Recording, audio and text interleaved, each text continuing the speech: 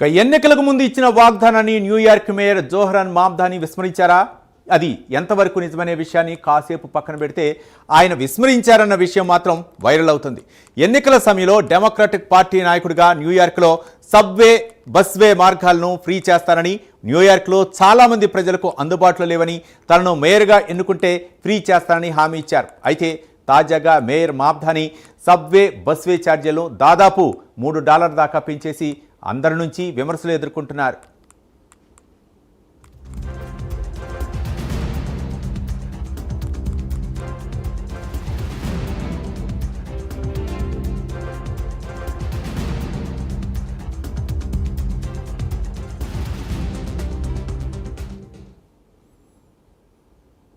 ఇక ఫేర్ల పెరుగుదల ఎలా ఉందో చూద్దాం. సబ్వే, లోకల్ బస్తో పాటు యాక్సెస్ ఏ రైట్ వంటి ప్రభుత్వేతర సంస్థలు కూడా బేస్ ఫర్ ఫేర్ను $2.90 నుంచి 3కి పెంచుకునేలా అనుమతులు ఇచ్చేశారు. సీనియర్ సిటిజన్లు, డిజేబుల్డ్ పర్సన్స్ కోసం ఉద్దేశించిన రెడ్యూస్డ్ ఛార్జెస్ కూడా $1.5 దాకా పెంచేశారు. ఇక ఎక్స్ప్రెస్ బస్ ఫేర్ $7 నుంచి $7.25, అలాగే సింగిల్ రైడ్ టికెట్ని $3.25 నుంచి $3.5 పెంచేశారు. ఇక week days unlimited metro card ఛార్జెస్ని $34 నుంచి $35 పెంచేశారు. నెల రోజుల అన్లిమిటెడ్ మెట్రో కార్డు ధరను $132 నుంచి $136 పెంచేశారు. అందుకు అనుగుణంగానే బ్రిడ్జ్లు, టన్నెల్ వంటి టోల్ ఛార్జెస్ కూడా పెరిగాయి. ఇక ఛార్జీలు ఎందుకు పెంచారనేది అసలు point. Metropolitan transportation authority operating కాస్టులు పెరగటం వల్లే ఇది జరిగిందని చెబుతున్నారు. ఇక ఎంటీఏ ప్రతి 2 ఏళ్లకోసారి ఫేర్స్ పెంచుతోంది. ఆ క్రమంలోనే 2023 తర్వాత పెంచినట్లు డెమోక్రాట్లు సమర్థించుకుంటున్నారు. మరోవైపు మామ్దాని మేయర్గా ఎన్నిక కాకముందే ఎంటీఏ బోర్డు గత సెప్టెంబర్ 30న ఈ ఛార్జీలను ఆమోదించింది. ఎంటీఏ నిర్వహణ కానీ, మెయింటెనెన్స్ కానీ న్యూయార్క్ స్టేట్ గవర్నర్ పర్యవేక్షణలోనే జరుగుతాయి. సిటీ మేయర్కు డైరెక్ట్ కంట్రోల్ ఉండదు. ఇక మామ్దాని మేయర్ అయింది జనవరి 1 రోజు. అంటే ఛార్జెస్ హైక్ ఆమోదం పొందిన తర్వాతనే ఆయన బాధ్యతలు చేపట్టారు.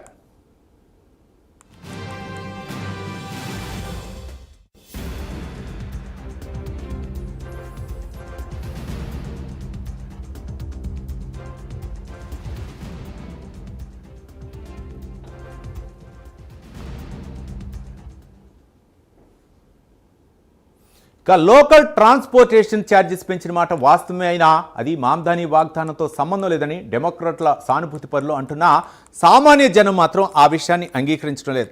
ఎన్నికలకు ముందు మామ్దాని తాను పవర్లోకి వస్తే ట్రాన్స్పోర్టింగ్ ఛార్జెస్ ఫ్రీ చేస్తానని చెప్పారని, కానీ తీరా పవర్లోకి వచ్చాక ఇలా పెంచడం భావ్యం కాదని అంటున్నారు.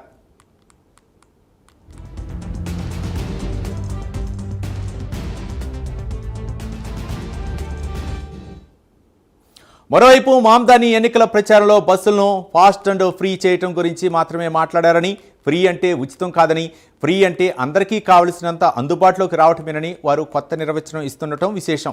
ఒకవేళ అదే నిజమైతే సోషలిస్టు భావాలకు అనుగుణంగా democratic socialist of America member ఎలా అయ్యారని, బస్ ఫేర్లు రద్దు చేయడం ద్వారా వర్కింగ్ క్లాస్ పీపుల్స్కు సహాయం చేయాలని భావిస్తున్నట్లు ఎలా చెప్పాడని నెటిజన్లు విరుచుకుపడుతున్నారు.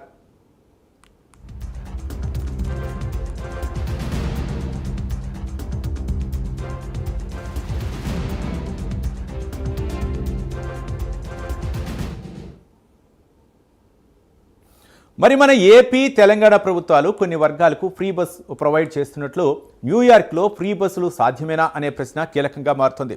న్యూయార్క్ ఎదుర్కొంటున్న ఫండ్ క్రంచ్ను బట్టి చూస్తే ఫ్రీ బస్ అనేది అయ్యే పని కాదంటున్నారు. అందుకే ఆయన ఈ పెంపుదలకు ఆమోదించినట్లు చెబుతున్నారు. న్యూయార్క్ సిటీతో పాటు స్టేట్ ఫండ్స్తో నడిచే ఎంటీఏకు దాదాపు $800 మిలియన్ రెవెన్యూ నష్టాలను రీఎంబర్స్ చేయటమే లక్ష్యంగా మామ్దాని ఈ నిర్ణయం తీసుకున్నారంటున్నారు. మరి దీనికి స్టేట్ లెజిస్లేచర్ ఆమోదం తెలుపుతుందా అనే ప్రశ్న ఎదురవుతోంది. మరోవైపు చాలామంది రైడర్లు ఈ నిర్ణయంపై అసంతృప్తి వ్యక్తం చేస్తున్నారు.